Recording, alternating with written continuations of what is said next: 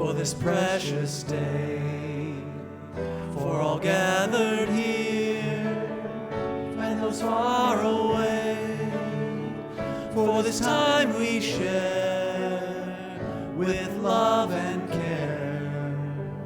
Oh, we give thanks for this precious day. Oh, we give thanks, for this precious day, for all gathered here, and those far away, for this time we share, with love and care, we give thanks, for this precious day, oh, we give thanks, for this precious day. For all gathered here and those far away, for this time we share with love and care. Oh, we give thanks for this precious day. And I invite you to remain risen as we light our chalice and then say our covenant words together.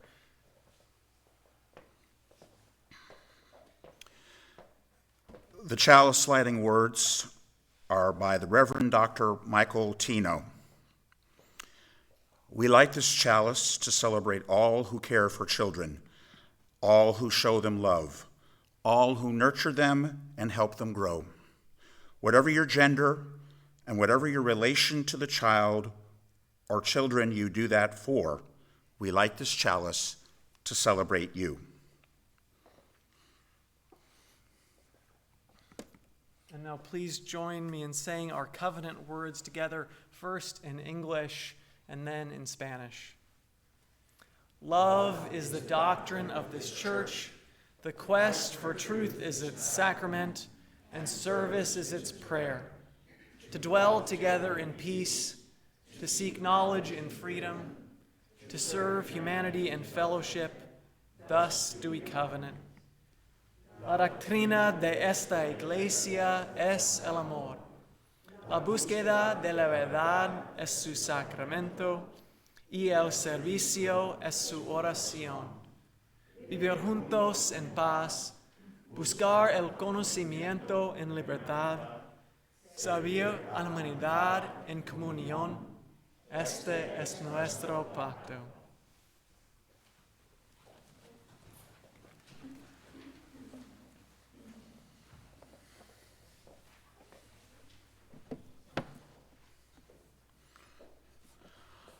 Good morning, and welcome to the hybrid worship service of Emerson Unitarian Universalist Church. I am David Early.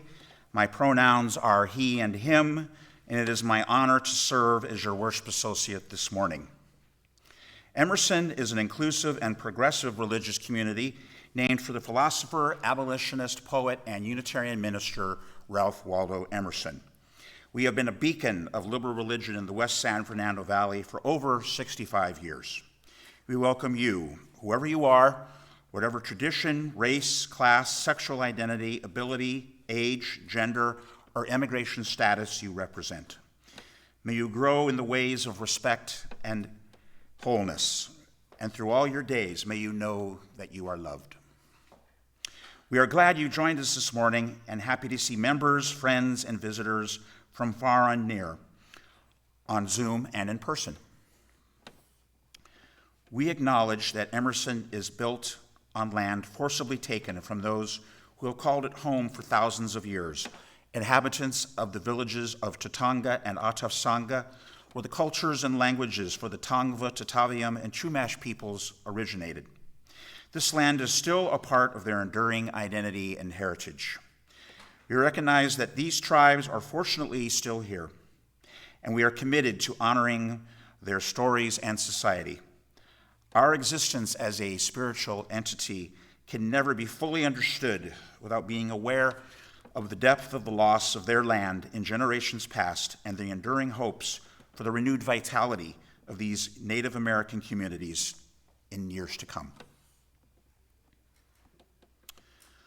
Although I have not been a parent myself, in my 24 years as a public school instrumental music teacher, I have seen the direct impact parents have on the quality of their children's music education. Just as in any school subject, for students to be successful, they must form an effective team with their parents, guardian, or whoever the adult is with whom they live. When parents model respectful and obedient behavior towards authority figures at home, the teacher and student have productive and encouraging interactions in the learning environment. And in the case of siblings and their friends in the home environment, parents monitoring how their children act with peers and giving praise to ensure mutual cooperation and kindness are the norm results in respectful and supportive behavior when students interact with students from other classes on my one day with them. The positives at home carry over to the classroom. From my experience growing up with younger siblings, with both parents and in a single parent household, I know that there are conflicts.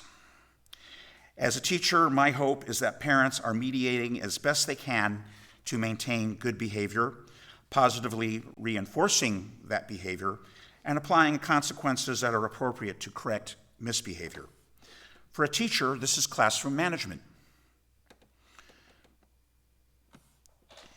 And the best teachers over time learn the most effective management techniques. This is especially vital for elementary classroom teachers who are with students for just as many hours during the week as parents. Sometimes the teacher hours exceed the hours with the parents. If there is chronic misbehavior, I know as a teacher I must show compassion for both the child and the adult, because there are multiple factors in the home life over which the teacher has no control, while at the same time implementing consistent and fair classroom management. Teachers are not only involved with specific subjects, they teach life skills to make children better citizens now and in the future, just like the parents. If you are joining us in worship for the first time, we gladly welcome you to our service and invite you to fill out your information in the online guestbook document in the chat or in the guestbook in the foyer for those of you here in the sanctuary, so you may be informed about future services and other opportunities for gathering with the Emerson community during the week and after services. We also have a website that is regularly updated with church information. If you would like to have a joy or sorrow read aloud later in the service during our embracing meditation, submit it by clicking in the link which is posted in the chat. Those of you in the sanctuary may also write a joy or concern or sorrow in the book of life, or on the table behind Kevin, when we greet our neighbors. We will have our, actually, we will not have that. That was last Sunday, sorry.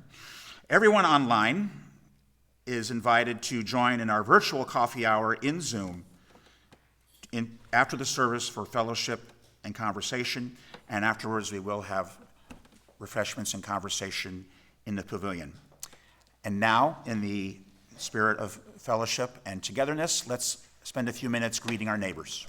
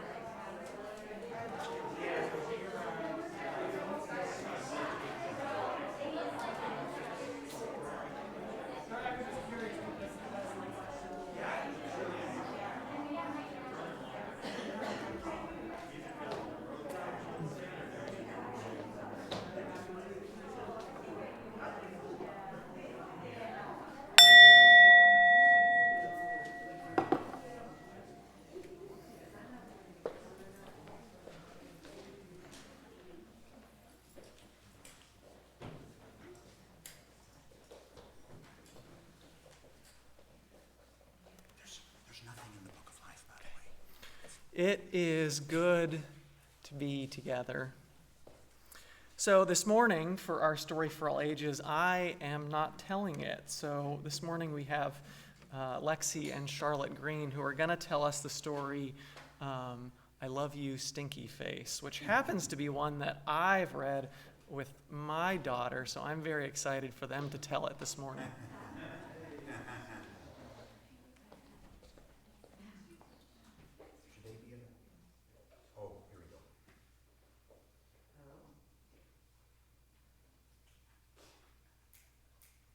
Can we get audio on the choir mic?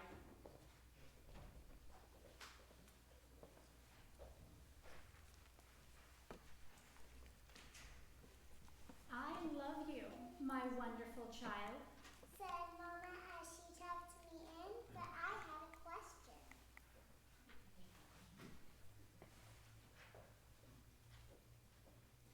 But Mama, what if I were a big scary ape? Would you still love me then?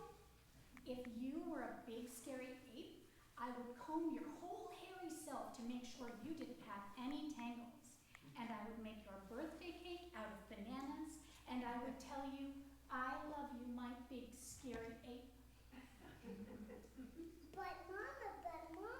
what if I were a super smelly skunk and I smelled so bad that my name was Stinky Face? Then I would give you a bath and sprinkle you with sweet-smelling powder. And if you still smelled bad, I wouldn't mind. I would hug you tight and whisper in your ear, I love you, Stinky Face. But Mama, what if I were an alligator with big sharp teeth? Then I would buy you a bigger toothbrush for your big teeth and make sure that you brushed them every night so they'd stay healthy and strong. And if you had a sore throat, I would stick my head right inside your enormous jaws to make sure you were okay, and I would say, I love you, my ferocious alligator.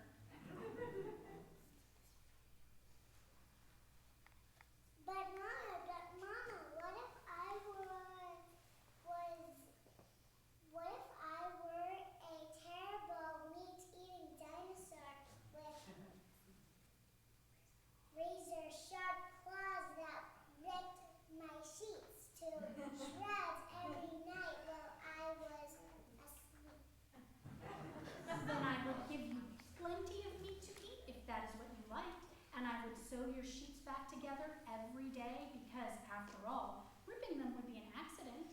And I would tuck you into your newly mended sheets every night and say, I love you, my sweet, terrible dinosaur. But Mama, what if I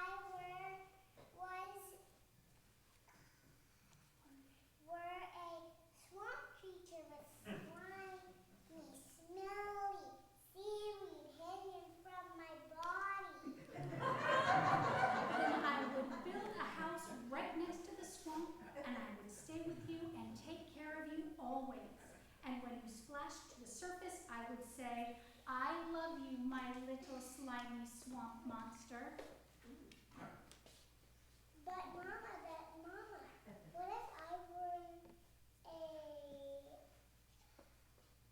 green alien from Mars and I ate bugs instead of peanut butter?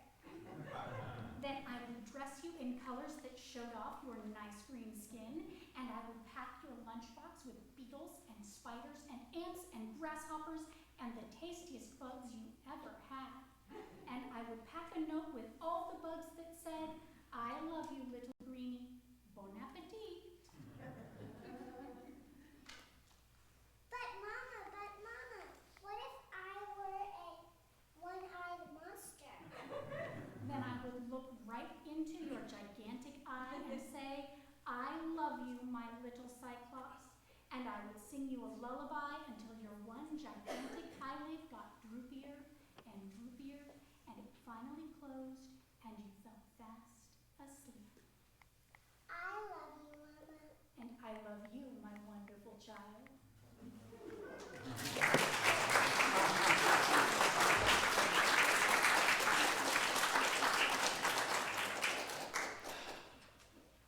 was lovely. Thank you both for doing such a wonderful job with that story. So we sang this song actually just a couple weeks ago, our next hymn, When I Am Frightened.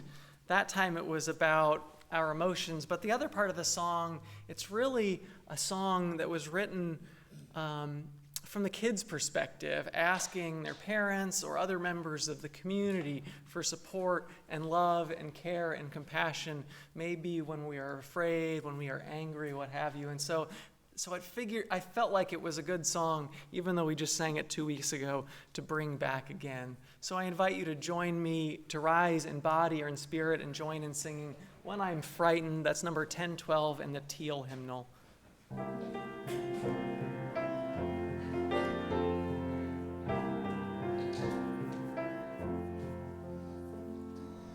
When I am frightened, will you reassure me? When I am certain, will you hold my hand? Will you be strong for me? Sing to me quietly. Will you share some of your stories with me? If you will show me compassion, then I may learn to care as you do. Then I may learn to care.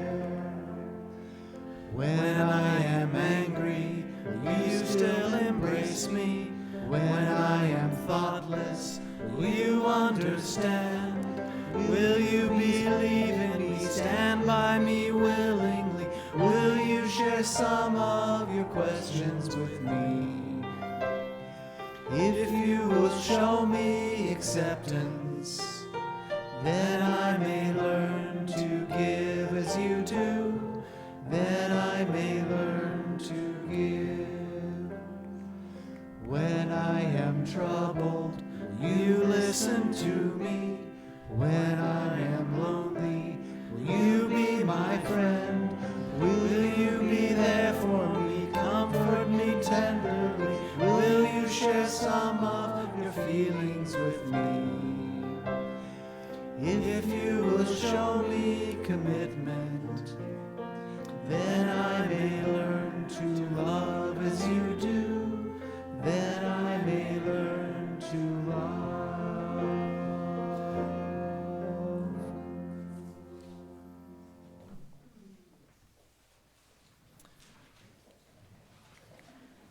And now, before our children go off to their religious education this morning, I invite you to join me in saying our Unitarian Universalist affirmation. You can join me in the hand signals if you like. We are Unitarian Universalists, a people of open minds, loving hearts, and welcoming hands.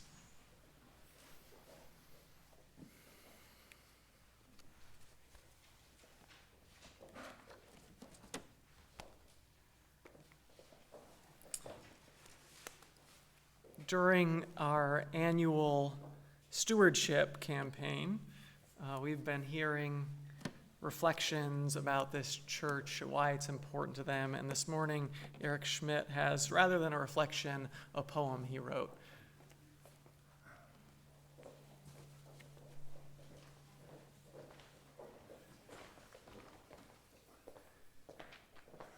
First, I'd like to say Happy Mother's Day. And I would like to thank Reverend Matthew for his patience with us and the world as he has come to service us these last 7 years without a raise in pay. That's not true? It's been 7 years though, right? It's been 7 years. And when he came to us in the unfortunate times of Trump getting elected, and then there was the COVID shutdown, before and during which we lost maybe over 20% of our elder members due to death and moving. We lost some of our young families when we could no longer afford to pay someone for religious education. Tough times, and now we ask for you to pledge your hard-earned money. How do we put a price on our religious education, enlightenment, and community? We make our pledges from our hearts. It takes money to run this beautiful place, to pay a cleaning crew, office administrator, minister, and others. That's always been my personal struggle between my own insecure, selfish, materialistic mind and my spiritual heart. With all the great and good nonprofits seeking our help, we need to have more faith in life.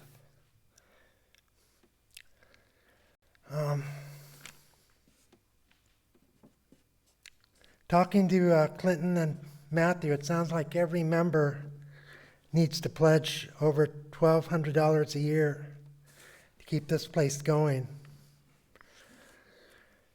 And before the pandemic, the Environmental Justice Ministry had this idea that we could ask people to sponsor a solar panel for $500 or $600 each, and we'd put their name on a plaque for their descendants to see as the solar power providers.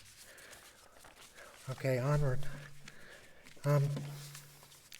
Last month, Tracy, our treasurer, asked me to write a pledge poem. Feeling like it would be work, I called up Todd that very day to go on his chat GPT app. We'd been fooling around with that and compose it. I had never heard what the AI chatbot came up with until later. I slept on it that Sunday after Tracy asked me, and I woke up early in the morning with a poem of my own. I'm going to read 2 pledge poems, one written by a computer and one by me. I want you to guess which one was written by a human and one by the machine. This artificial intelligence, I dread where it is going. I want human beings talking to human beings about human things. Let's just stick to speaking with each other. Okay, here's one of the poems. Oh, members of Emerson UU, we come together, me and you, to build a community strong and true, where love and justice are our glue.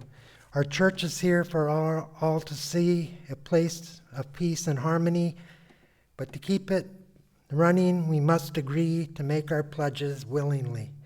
So let us gather hand in hand and make our promises firm and grand to support our church across the land and help it thrive and take a stand. Let's pledge our time, let's pledge our gold, let's pledge our love and stories told. For with our pledges we can uphold the values that we all behold. So hear our call, dear Emerson crew. Make your pledge commitment. We need you to keep our church forever anew and make a difference old and new. And then the other poem, Why I Pledge. I pledge to Emerson UU Church so a woman who wants or needs an abortion doesn't have to roam alone. I pledge to Emerson so LGBTQ and marginalized people have a place, church to call home. I pledge so all religions of the earth get their due appreciation and respect. I pledge so we all have a nice place for our hearts, minds, and souls to reflect. I pledge so we may all come together in love and peace. And I also pledge to hope and pray that war and gun violence will cease. I pledge so we can write letters to get people to vote. I pledge so we have a stage to sing and emote. I pledge so we can keep our garden green or just have a place to be seen. I pledge to Emerson UU Church so that on Sunday we have a cool, liberal thinking place to go when there's intense sun, rain, wind, or snow. And snow, which everyone knows in Canoga Park, snow is always a no-show. I pledge so the solar lights don't go out. I pledge so I can give a shout out. I pledge so a free-thinking, non-repressive religion can sprout. I pledge so we can have a Sunday hangout. I pledge so I can gad about. I pledge to bring all this about. Thank you.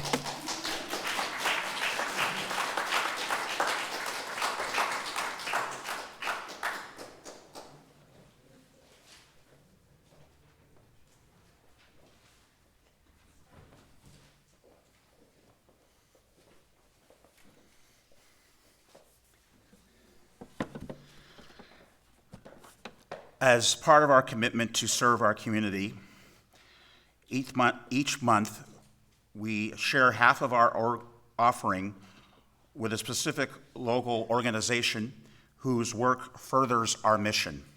For this month, it is the San Fernando Valley Refugee Children's Center, and now we'll have a video telling you about them.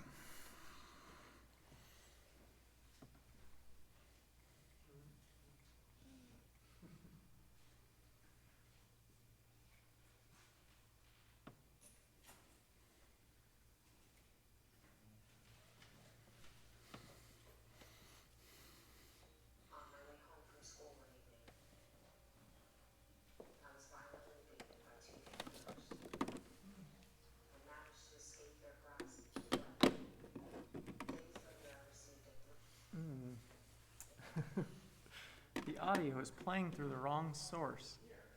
Yeah.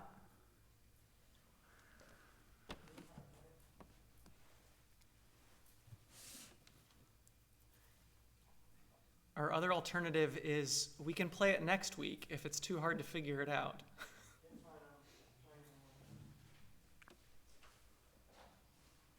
Sorry, minor technical issue.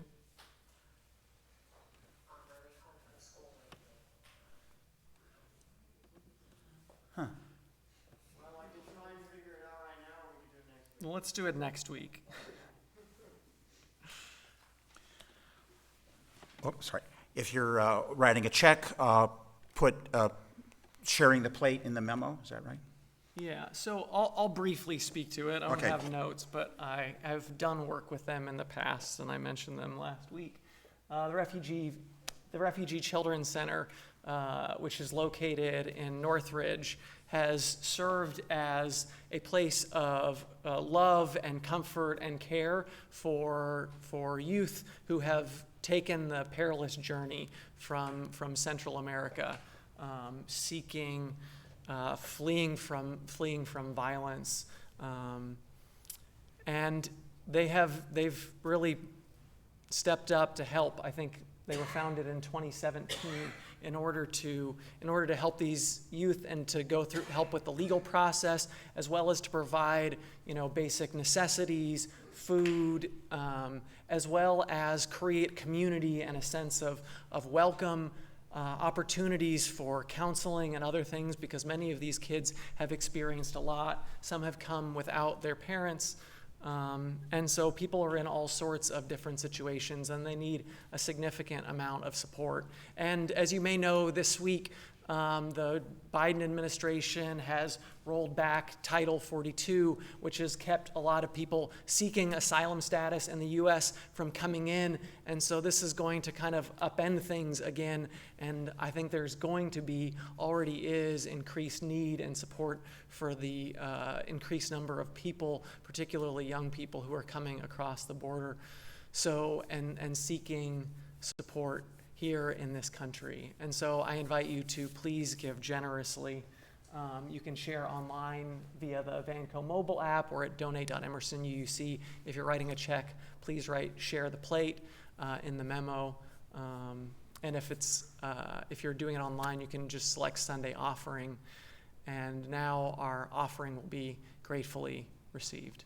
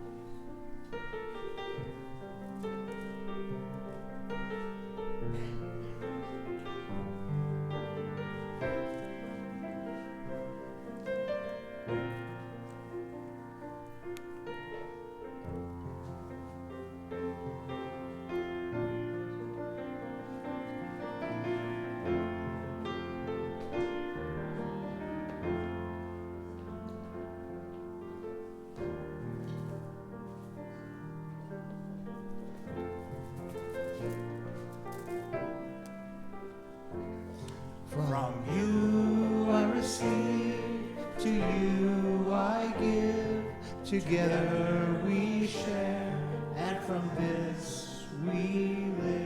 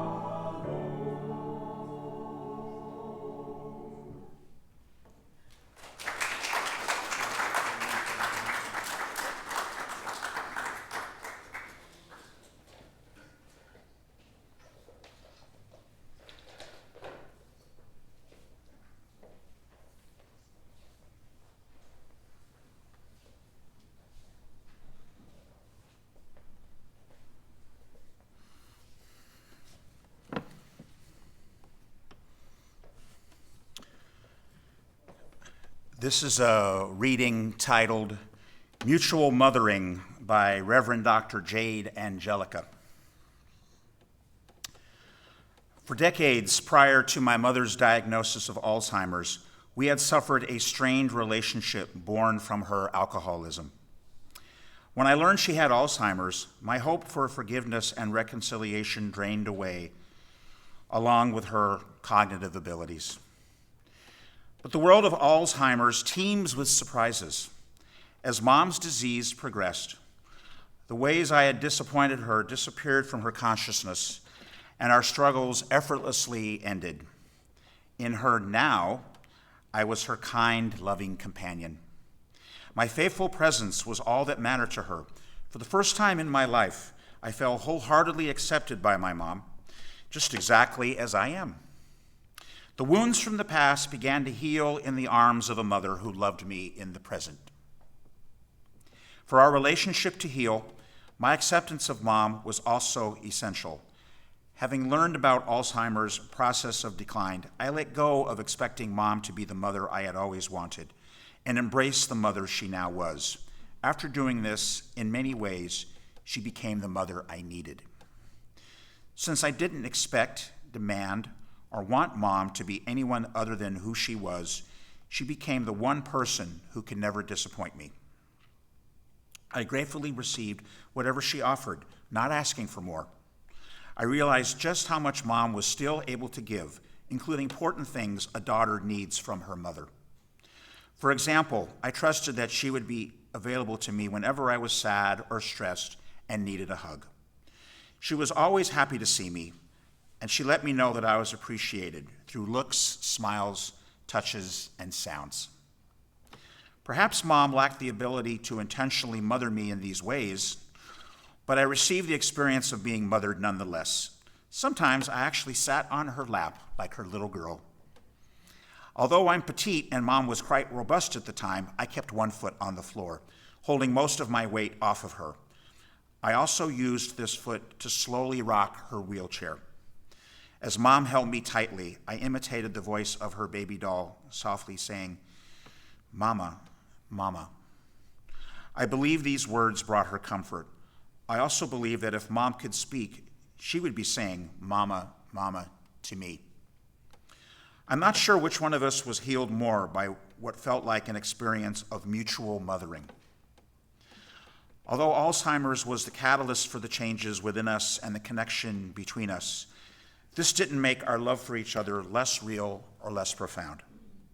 What Mom gave to me and what Mom received from me created an unbreakable bond and actualized a transformative love story that will be mine for the rest of my life.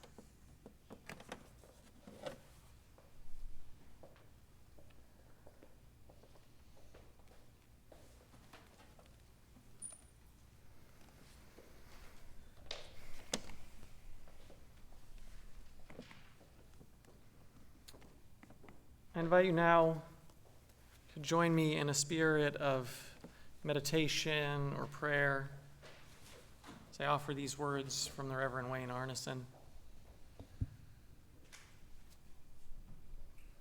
Spirit of life, known to us in many ways, but so often in so many cultures in the image of a mother, hold us in your arms this day.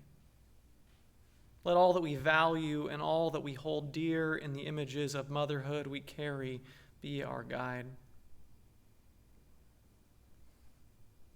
We are grateful for all of the parents that share the community of this congregation, the young ones and the old ones, those still with us and those departed. May the blessings they give us be rich and overflowing. For some of us, our experiences and images of parents have been tarnished by absence or abuse.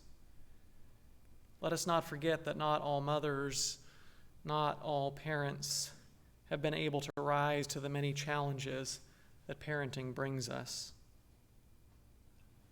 May we find healing and maybe even forgiveness for all the ways that our parents fell short of fulfilling the love that gave us birth.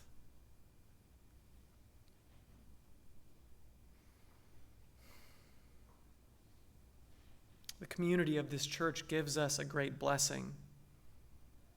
We are gifted with the chance to celebrate births and parenting and the glorious unfolding of human potential. Let us make the most of it. Let us use it for thanksgiving and renewal and rededication in the good company of loved ones and friends.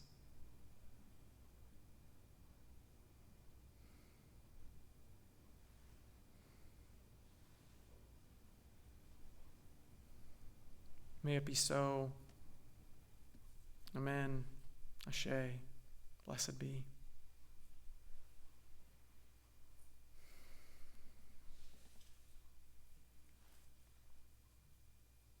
Each week we take time in our service to lift up the joys and sorrows from within our community and in the wider world. This week in our virtual book of life, Nicole writes, "A joy, I give thanks for this precious day, for the gift of mothering we have received and the gifts we receive when mothering others, and all the mothering we long for ourselves. We long for ourselves and others."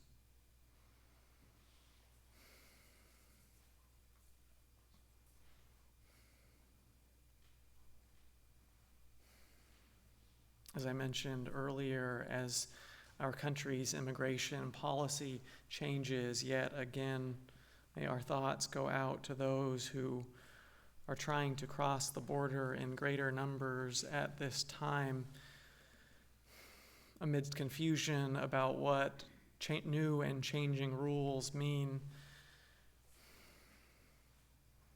For many who come with hopes that are not rooted in reality and face a system that continues to dehumanize people, to push people away who are merely fleeing violence and instability, often instability that our country, the United States, is at the root cause of.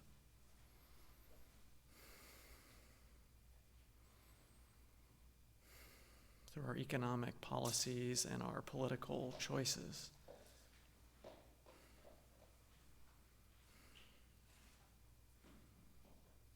May our hearts go out.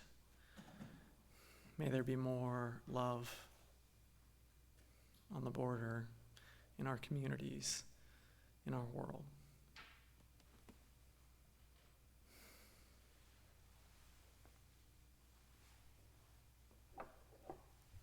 In a moment, I'm going to sound this singing bowl, and after I do, I invite you to speak into this space any joys or sorrows, any names or occasions that are on your heart this morning. If you're joining us online, I invite you to type them into the chat, that we might lift them up into this, our embracing meditation.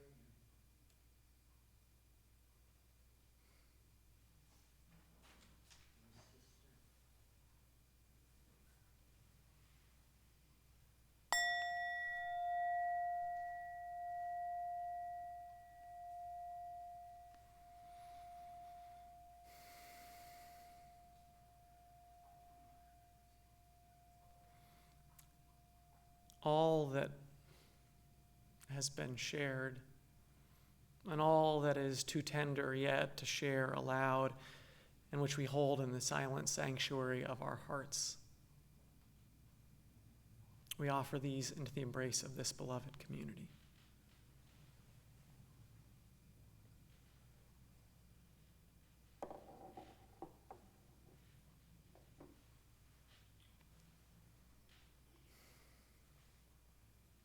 Please join me in singing All This Joy. It's a call and response song, or repeat after me.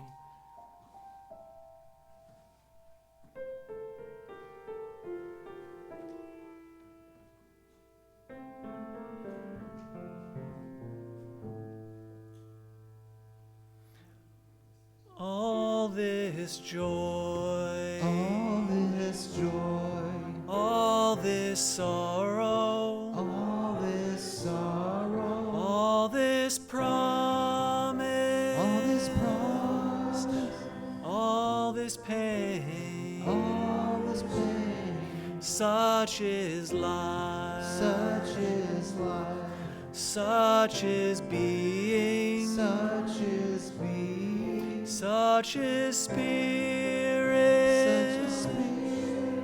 such is love. such is love.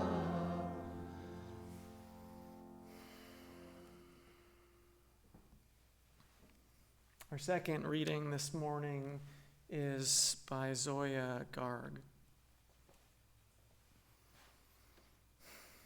My mom finds a baffling delight from drinking from glass hotel-grade water dispensers.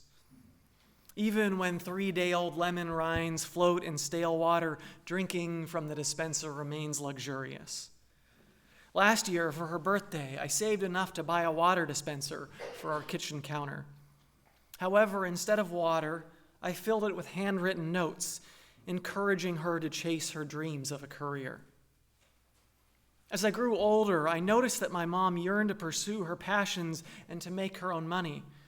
She spent years as a stay-at-home mom and limited our household chores as much as she could, taking the burden upon herself so that my brothers and I could focus on our education. However, I could tell from her curiosity of and attitudes towards working women that she envied their financial freedom and the self-esteem that must come from it. When I asked her about working again, she would tell me to focus on achieving the American dream that I knew she had once dreamed of for herself. For years, I watched her effortlessly light up conversations with both strangers and family. Her empathy and ability to understand the needs, wants, and struggles of a diverse group of people empowered her to reach the hearts of every person at a dinner table, even when the story itself did not apply to them at all. She could make anyone laugh, and I wanted her to be paid for it. Mom, have you ever thought about being a stand-up comedian?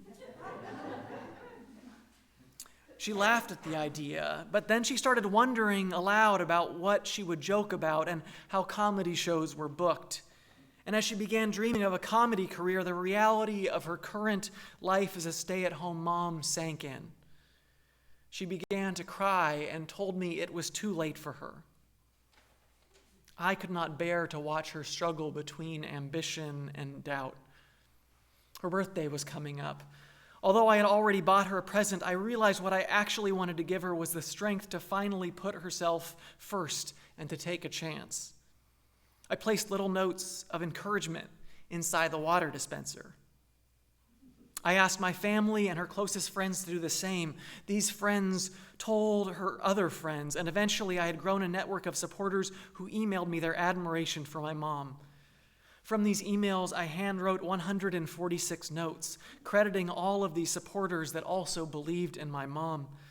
Some provided me with sentences, others with 5-paragraph-long essays. Yet each note was an iteration of the same sentiment. You are hilarious, full of life, and ready to take on the stage. On the day of her birthday, my mom unwrapped my oddly shaped present and saw the water dispenser I bought her. She was not surprised, as she had hinted at it for many years. But then, as she kept unwrapping, she saw that inside the dispenser there were these little notes that filled the whole thing. As she kept picking out and reading the notes, I could tell she was starting to believe what they said. She started to weep with her hands full of notes. She could not believe the support was real, that everyone knew she had a special gift and believed in her. Within 2 months, my mom performed her first set at a New York comedy club. Within a year, my mom booked a monthly headlining show at the nation's premier comedy club. I'm not sure what happened to the water dispenser, but I've read the notes with my mom countless times. They are framed and line the walls of her new office space that she rented with the profits she made from working as a professional comedian. For many parents, their children's careers are their greatest accomplishment. But for me, my mom's is mine.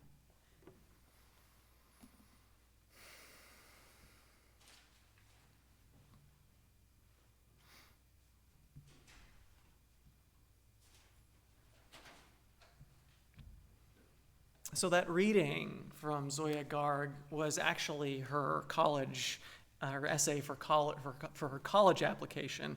And it was so good, it was published in the New York Times back in 2021, which is how many people came across it. And it undoubtedly helped her get into Stanford University.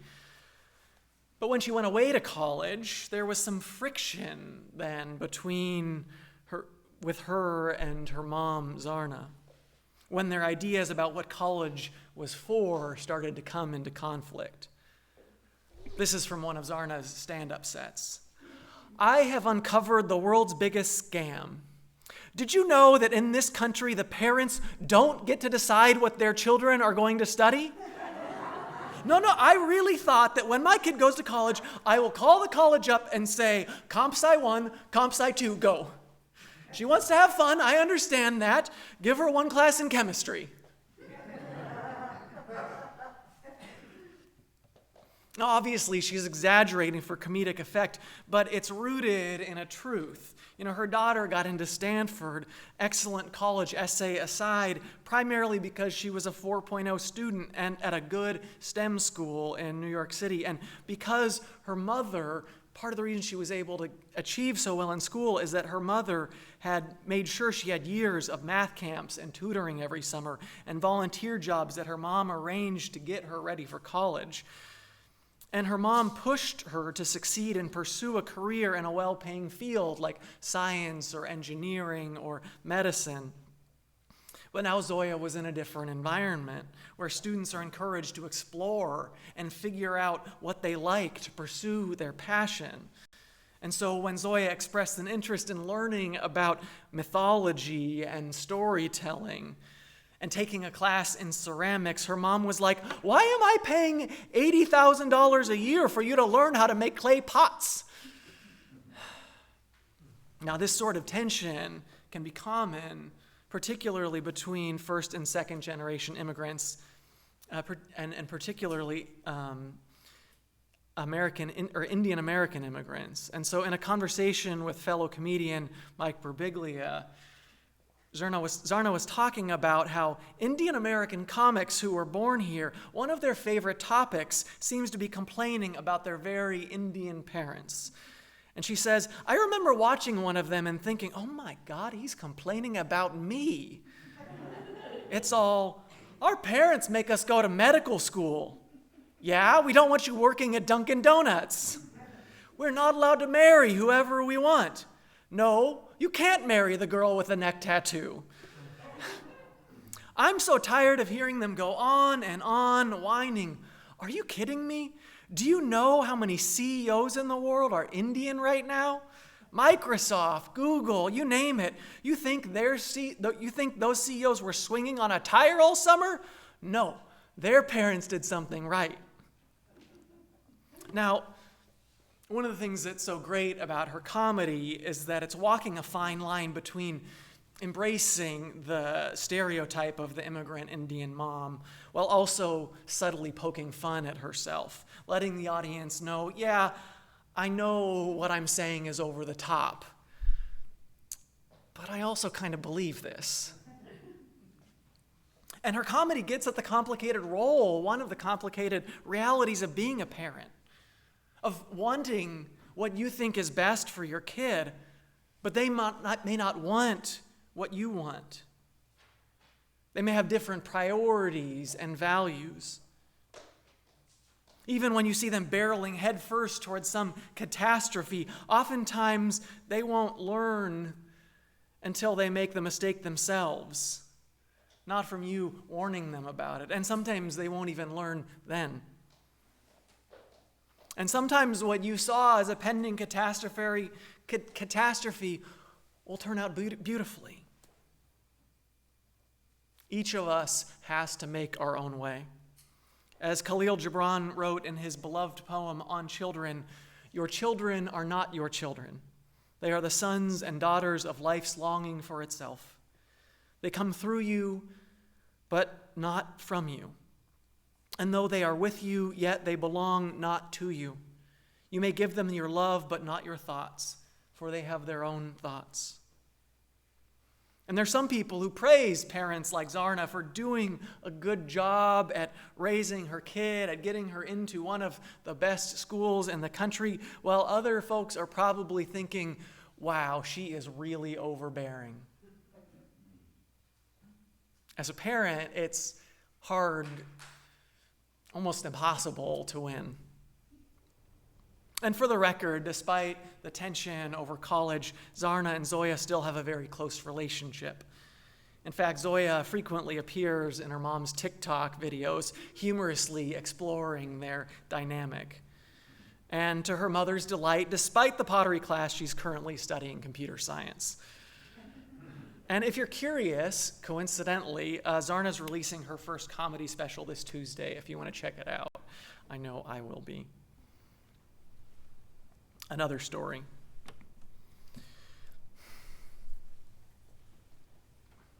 A few months before I was born, my parents started keeping a journal documenting my early years. It records typical stuff, first words, first steps. The way I serenaded my mom on Mother's Day with the song, Apple Deuce, Apple Deuce. Maybe I was serenading my juice.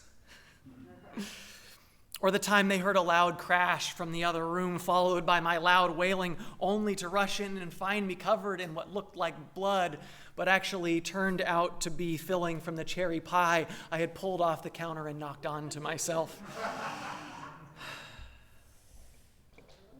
Now, my dad wrote most of the entries in the journal, and sometimes they talk not just about my development, but about the challenges of parenting.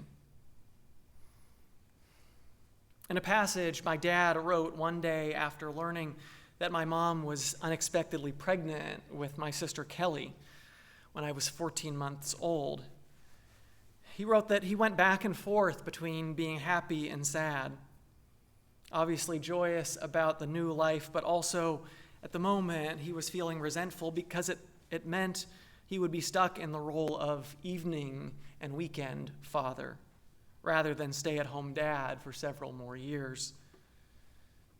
And how he worried that being stuck working full-time would make him grudging and bitter. Almost 40 years later, we're still waiting on that guaranteed paternity leave. And while he never got to be a stay-at-home dad, he did get to be a stay-at-home grandpa some 35 years later.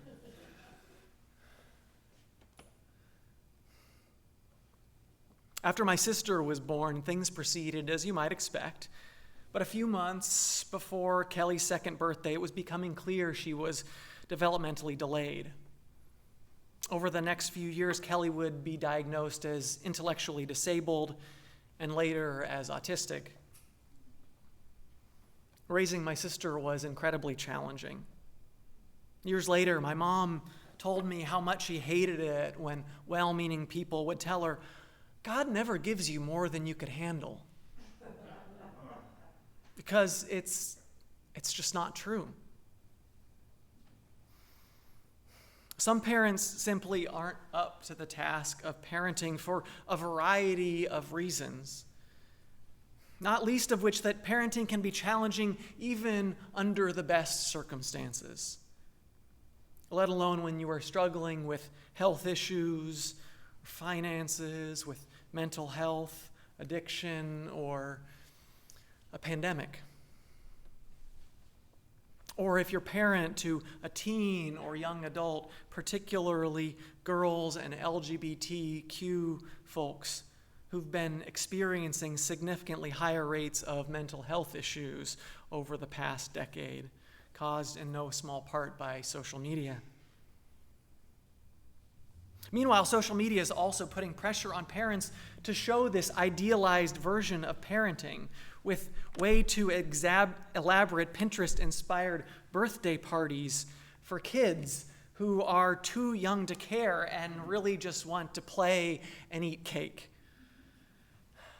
Or the curated feeds of perfect family pictures on Instagram, which then make you feel guilty or inadequate when you can't match it. That's why I love the Instagram versus reality pictures. Because it reminds us that parenting is hard. And mixed with all the joy and love is a lot of struggle.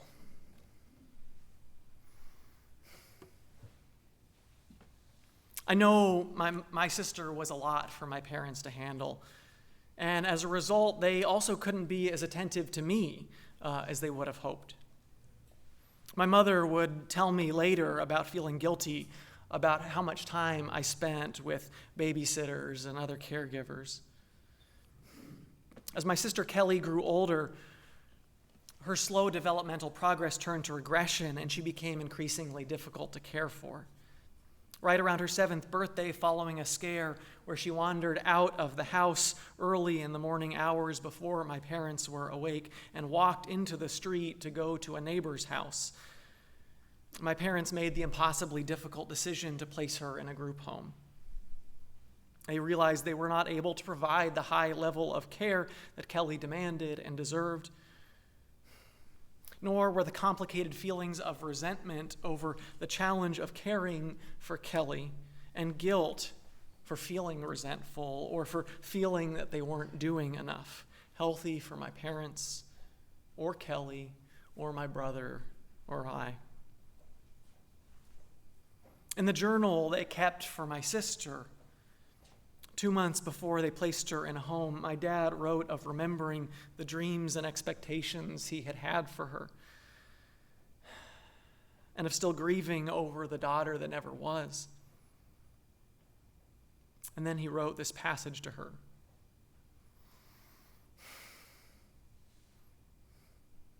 I am your father. I will always be your father. And though you may never understand this, I am your father, and you are my daughter. I love you, Kelly. Sometimes I feel so much pain and guilt, but I love you. You are my daughter. You are my daughter. I love you. I love you. I love you. I am your father.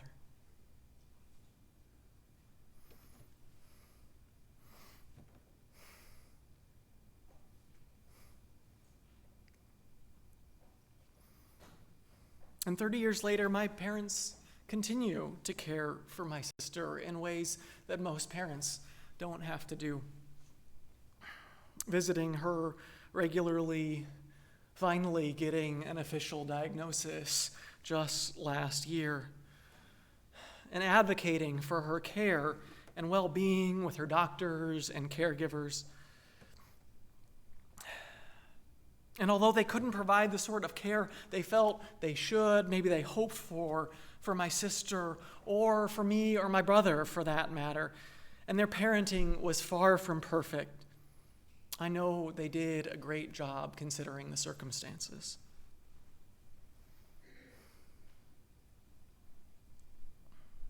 Parenting is hard. So on this day, let us remember to be grateful for the gifts that those who have mothered us, regardless of their gender or their biological connection, remember to be grateful for the gifts they brought us.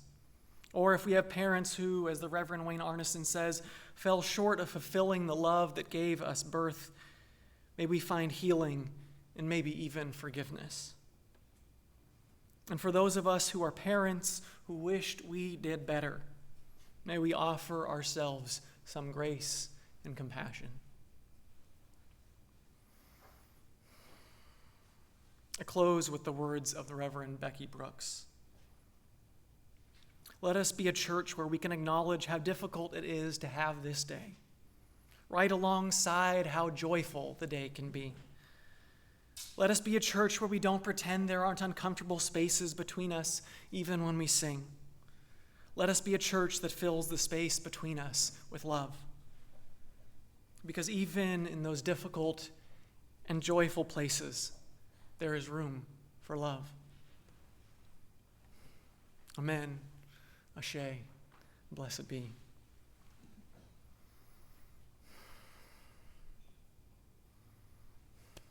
I want to thank everyone who played a part in making this service possible, to our worship associate David, to our music director Kevin, to our wonderful choir directed by Eloise Porter, to Conrad up in the crow's nest helping out with the technology, to Linda Morris out at the welcome desk, to our ushers, and to those who have helped out setting up for coffee hour, and those who will help out cleaning up with coffee hour.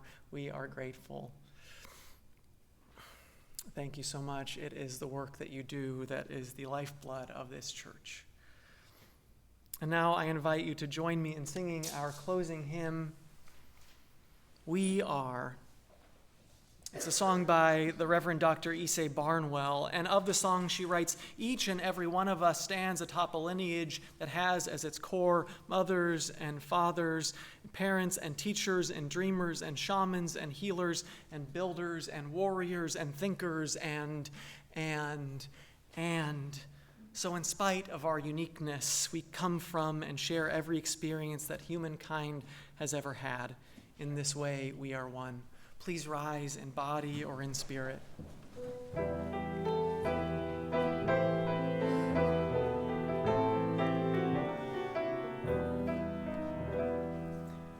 For each child that's born, a morning star rises and sings to the universe who we are. For each child that's born, a morning star rises and sings to the universe who we are. We are our grandmother's prayers, and we are our grandfather's dreamings. We are the breath of our ancestors. We are the Spirit of God. We are mothers of courage and fathers of time. We are daughters of dust and the sons of great visions. We're sisters of mercy and brothers of love. We are lovers of life and the builders of nations. We're seekers of truth and keepers of faith. We are makers of peace and the wisdom of ages.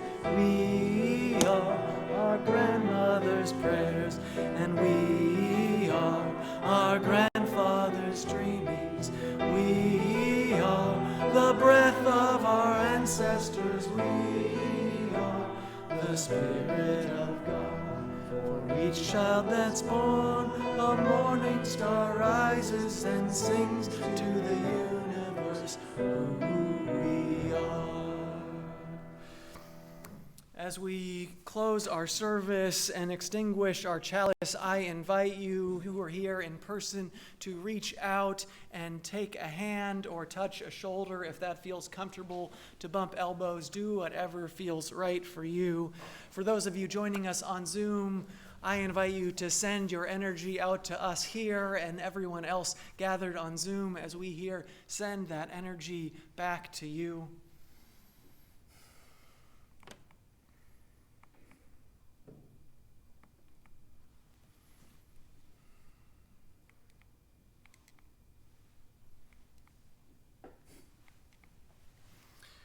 We close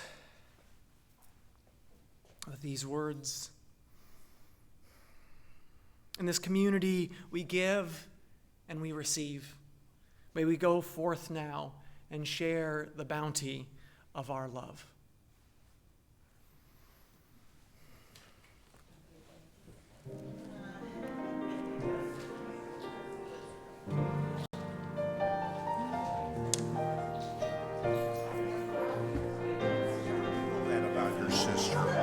All this time. It's really something. Really amazing. Thank you for sharing that. And I'm so glad for the life she